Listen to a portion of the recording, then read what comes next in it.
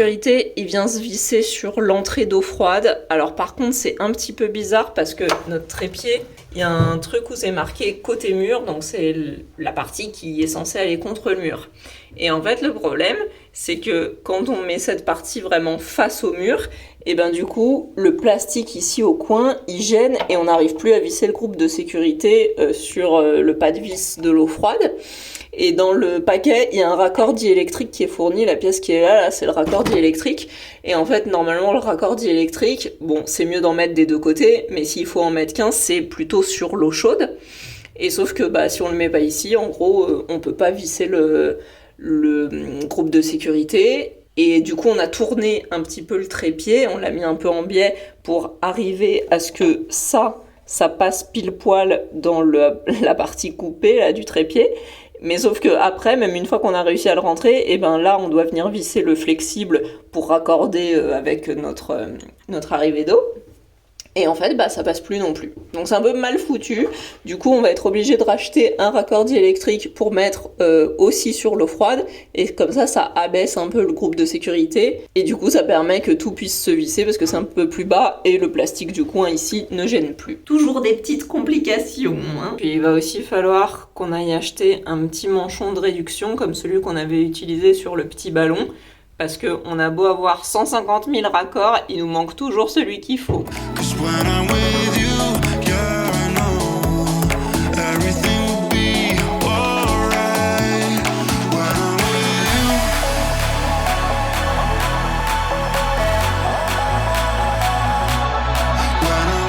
On dirait qu'il a toujours été fait pour cet espace.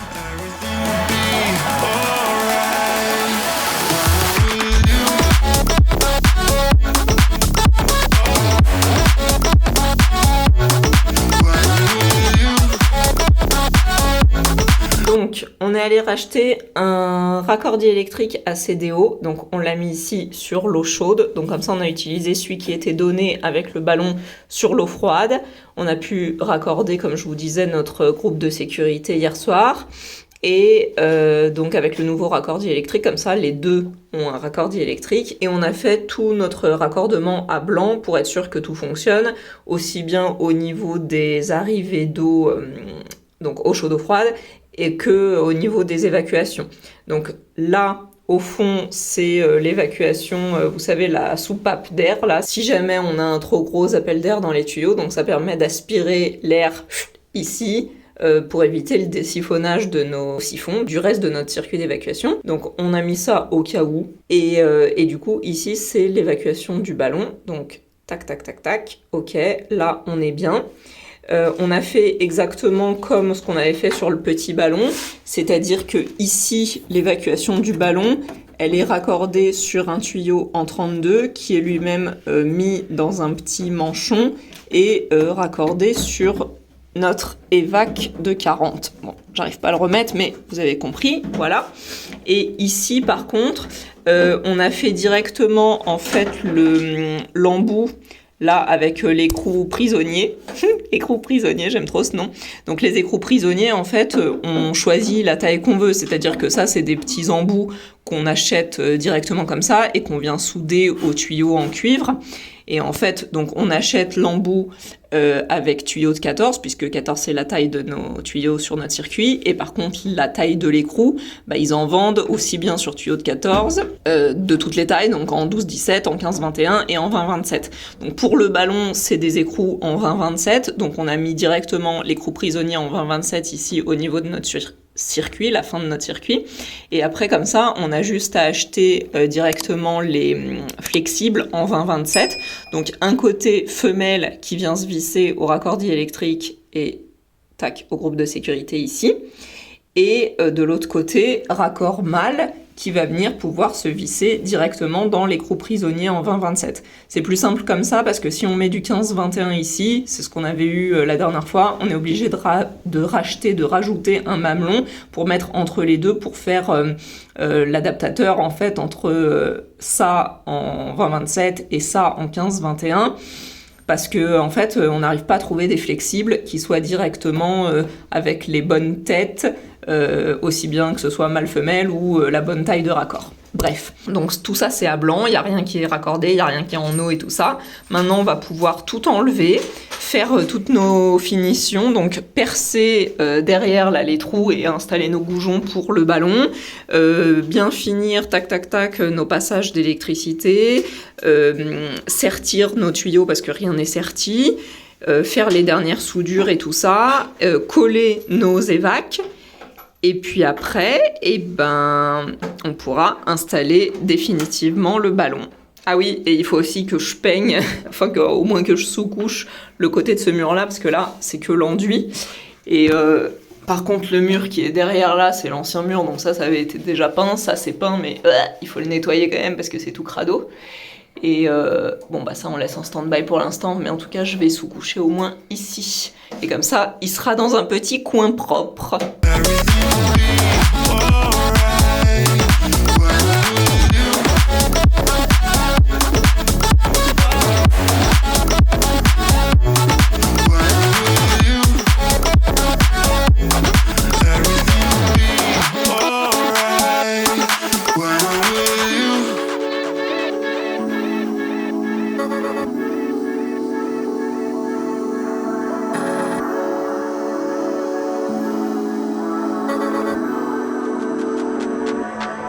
It don't matter where we go. It don't matter if we lose it all. 'Cause when I'm with you, yeah, I know everything will be alright. It don't matter if we fall down into the darkest place we know. 'Cause when I'm with you, yeah, I know everything will be alright. When I'm with you.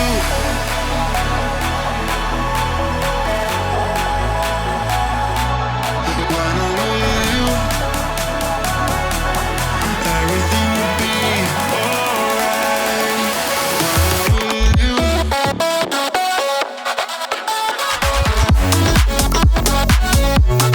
When I'm with you, everything will be alright. When I'm with you. On a fini de sertir donc toute cette partie de la plomberie hier soir, en tout cas toute la partie qui s'arrête au niveau du bâti des toilettes. Alors c'est toujours un petit peu compliqué de se lancer parce qu'il faut faire attention à plusieurs choses. Déjà il faut faire attention à l'ordre dans lequel on va sertir les différentes pièces, parce que je pense que vous avez dû voir, il y a des endroits où certains tuyaux se gênent, donc il y en a certains qui ne doivent pas être encore fixés quand on fixe les premiers, parce que sinon après on ne peut plus les bouger, etc.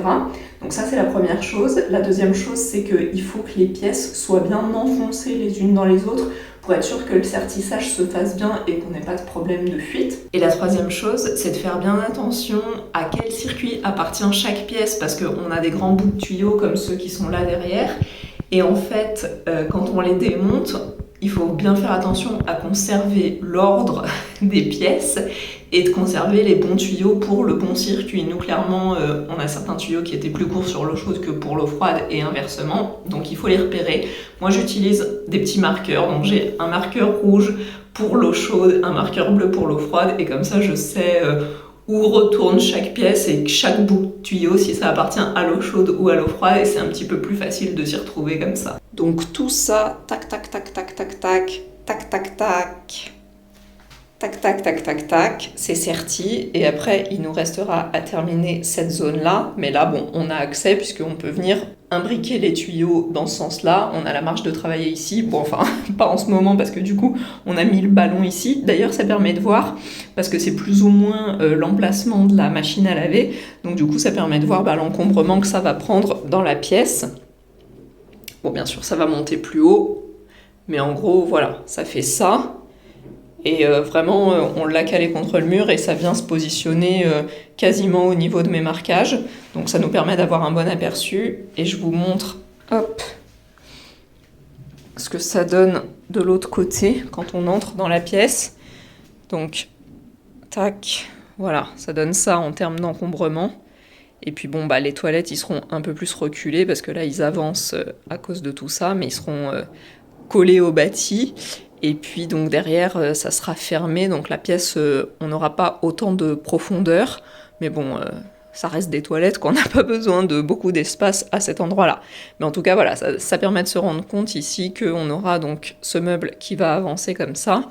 Et puis après, on aura l'espace des toilettes, donc ici, avec notre petit lave-mains, toilette et placard. Au niveau des écrous, je voulais vous dire que c'est bien de finalement savoir ce qu'on va connecter à quel endroit pour pouvoir venir mettre le bon diamètre d'écrou. Donc ici, comme je vous l'ai dit, c'est pour le ballon, c'est du 20-27 parce que les flexibles sont en 20-27 puisque ce qui se connecte au ballon est aussi en 20-27. Et en revanche, sur, par exemple ici, donc ça va être l'alimentation pour l'abattant du toilette lavant. Ça, on a mis du 12, enfin diamètre 12-17 quoi. Et ici aussi, pareil, donc ça on a testé, c'est ce qui va être connecté à la chasse d'eau ici. Bon, pour l'instant, c'est pas vraiment raccordé, on a fait juste le test pour voir la longueur du flexible et tout ça. On a mis un petit robinet ici, mais je pense qu'on n'en aura pas besoin, parce que normalement, il y a un robinet là. Voilà, donc, mais c'était juste pour tester, mais en tout cas, tout se raccorde bien. Et donc ce que je vous disais, c'était que en fait toutes ces alimentations là, donc tout ce qui est chasse d'eau, abattant, enfin truc lavant pour l'abattant des toilettes et les arrivées des robinets, la robinetterie, en fait tout ça c'est en général du 12-17 et du coup c'est vrai qu'au départ, en tout cas dans la cuisine, ce qu'on avait fait c'était que on avait utilisé des raccords en 15-21 puisque nos tuyaux c'est du 14 et donc c'est plus normal de mettre du 15-21, mais du coup après on est obligé de mettre des mamelons pour connecter les deux, pour connecter notre arrivée avec les flexibles et du coup ça fait une pièce supplémentaire et donc un risque de fuite supplémentaire. Donc si vous savez déjà ce que vous comptez mettre au bout de chaque tuyau, et en général quand on fait sa plomberie on sait plus ou moins où vont aller les équipements et tout ça, ça peut être intéressant directement de mettre le raccord avec le bon embout pour pas avoir 15 millions de pièces et d'adaptateurs à rajouter entre les deux. Dans le petit coin, j'ai siliconé toute la partie de la goulotte électrique. Normalement c'est étanche, mais je préférais assurer le coup. C'est vrai que comme il va y avoir le ballon à cet endroit-là, 200 litres d'eau au-dessus de notre électricité, c'était quand même plus safe. Et honnêtement, ça c'est un truc que je me dis, avec le recul, on aurait dû faire différemment. En fait, toute notre électricité sous goulotte et sous plainte et tout ça, on s'était dit que ça serait plus simple pour nous, ça serait plus facile, ça serait plus rapide, etc. Mais au final, avec l'expérience qu'on a maintenant, je pense qu'on aurait dû faire l'électricité tout encastrée à part dans le couloir. En tout cas, on reparlera de ça plus en détail parce que je pense que je vous ferai une vidéo justement sur tous les trucs que si on avait su, on aurait fait différemment. Mais en tout cas, voilà, l'électricité, je pense que clairement ça en fait partie. Et si c'était à refaire, on ferait toute notre électricité encastrée.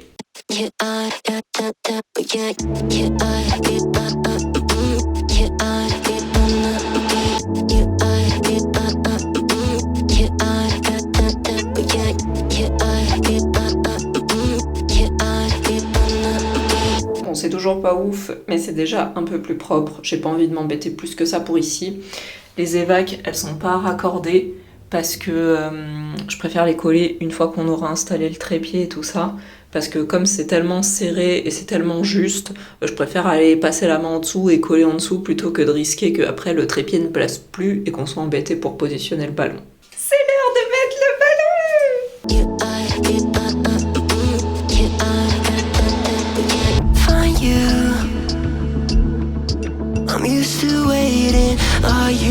Bon, on n'a pas pu finir la mise en place hier soir, on a dû s'arrêter parce que les goujons qu'on avait mis ça tenait pas du tout, c'était vraiment nul. Donc je viens de passer vite fait à Leroy Merlin, j'ai acheté du scellement chimique et des tiges filetées. Alors, les tiges filetées, je savais pas trop quelle taille on allait avoir besoin, donc j'en ai pris deux différentes. J'ai pris du 110 et du 130 mm. Après, elles font toutes la même largeur, c'est toutes des tiges filetées de 10 mm, donc 1 cm. C'est juste la longueur qui diffère. Et j'ai pris que ça parce qu'on est dans un matériau plein. Mais si on avait été dans un matériau creux, il aurait aussi fallu que j'achète les tamis. Vous savez, les petits tubes en grillage pour insérer à l'intérieur du mur, parce que si c'est creux, on peut pas mettre juste ça. Tant que j'y suis, j'en profite aussi pour vous montrer, je sais pas si vous allez arriver à voir dans le petit creux là-bas, mais en gros, notre trou, il est un petit peu trop bas, c'est-à-dire que normalement, le machin blanc, l'accroche du ballon, elle est censée venir reposer sur ça, et en fait, nous, on n'a pas pris en compte le fait que si on perçait au milieu de ce machin, peut-être que le goujon serait pas assez gros pour que ça touche en fait ici l'arrondi de la croche blanche. Donc là, en mettant nos tiges filetées, on va faire attention que la tige filetée soit vraiment en haut pour qu'elle soit en contact avec la croche blanche. Et nous, comme notre ballon, il est posé sur trépied, du coup, on n'a pas besoin d'accrocher en bas et en haut, on accroche juste en haut. Et si on est suffisamment bon, normalement, on est pile à la bonne hauteur pour qu'il vienne reposer sur son socle. Mais bon, c'est pas gagné. Stéphane vient de rentrer du boulot, donc je vais me changer et puis on se met au travail.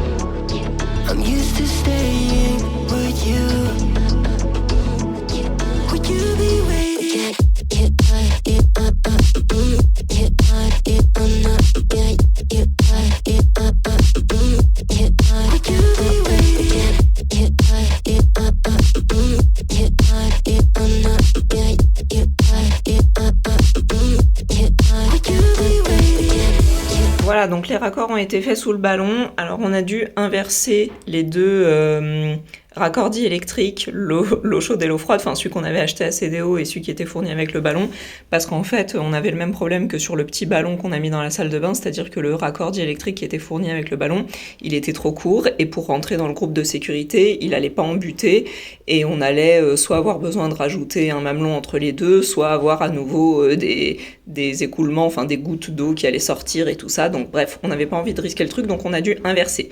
Du coup le problème c'est que ce raccordi électrique là, il est un petit peu plus long, il descend un peu plus, ce qui fait que ça fait descendre notre groupe de sécurité et notre siphon, et du coup, tac tac tac, notre évacuation elle était un peu trop inclinée vers le haut, elle aurait dû être un petit peu plus penchée comme ça, mais on l'a fait il y a super longtemps, donc bon ça tant pis, mais du coup cette pièce là, elle est vachement haute, et je sais pas si vous arrivez à voir, mais du coup l'évacuation elle est pas tout à fait bien en pente, là ça remonte un petit peu ici.